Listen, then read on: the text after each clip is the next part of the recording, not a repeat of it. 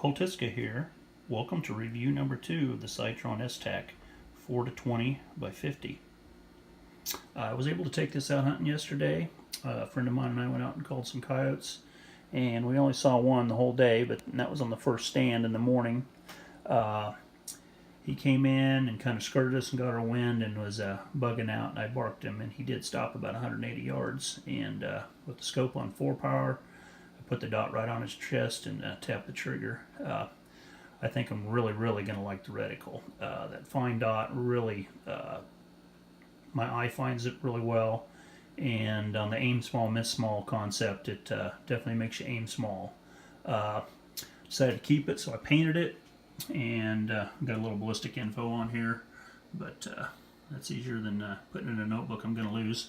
I got a zero stop added. I went to the hardware store, picked up some of these little Mylar washers that fit inside the turret cap, and I bought about a dozen or so of those, and they were 59 cents a piece, so it's pretty cheap.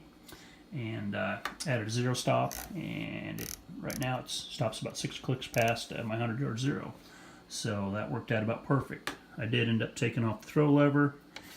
It does interfere with my bolt, so that had to go. One thing yesterday, it was snowy, overcast most of the day, but there's pretty good lighting conditions, and the scope is very clear.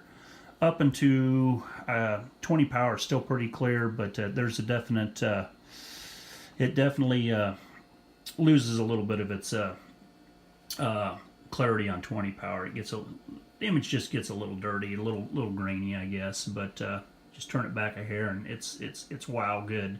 Also on 4-power, when you zoom it clear down to 4-power, it'll have a little bit of fisheye effect around the outside. But crank it up to 5, and that all goes away. It's really not an issue. You don't really notice it unless you're looking through the scope when you zoom it down. But I don't really consider that a big negative. Overall, I really like the scope. I just love the reticle. I think this is just going to be the cat's ass for a coyote calling scope. Anyhow, I'll test it out some more, and hopefully it will hold zero and be durable, and I'll let you know how it all works out. Thank you very much.